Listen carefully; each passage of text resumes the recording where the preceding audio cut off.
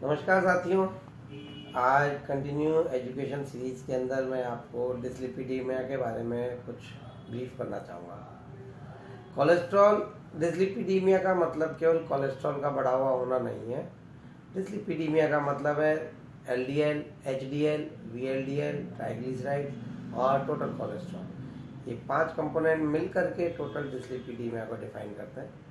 Cholesterol itself एक हमारे body का इम्पॉर्टेंट कंपोनेंट है, लेकिन ज़रूरत से ज़्यादा होना इस अपने आप में एक नुकसानदायक पार्ट होता है। 220 इसका एक कट ऑफ लेवल माना जाता है, लेकिन 200 से ऊपर का लेवल 200 से नीचे का लेवल एक डिज़ायरेबल लेवल माना जाता है।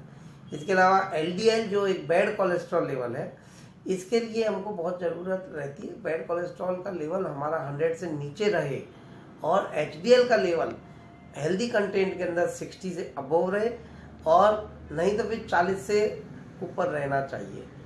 ये सब मिलकर के हमारे शरीर के अंदर कोलेस्ट्रॉल के एंड लिपिड्स के लेवल्स को मेंटेन रखते हैं, जिसके कारण कि हमारे जो आर्टरीज हैं, बारीक आर्टरीज हैं, चाहे हार्ट की हो या ब्रेन की हो या किडनी की हो या आइज की हो, इन सब में जो कोलेस्ट्रॉल का डिपोजिशन होता है उसको कंट्रोल कर सकते हैं। यही ये डिपोजिशन जो है आगे जाके सिंपल शब्दों में वेन आर्टरीज के अंदर ब्लॉकेजेस का कारण बनता है, यानी नसों में ब्लॉकेजेस का कारण बनता है, जिसके कारण वास्कुलर इवेंट्स होते हैं, यानी कि स्ट्रोक होता है, लकवे का कारण बनता है, या हार्ट अटैक होता है, या आँख के पर्दे की रोशनी चली जाती है, या फिर किडनी खराब हो जाती है। शॉर्ट के अंदर अगर हम कहना चाहें तो कोलेस्ट्रॉल को कंट्रोल करके रखें, लिपिड्स को कंट्रोल करके रखें, तो हम हमारे शरीर में होने वाले इन ब्लॉकेजेस को रोक सकते हैं, कम कर सकते हैं।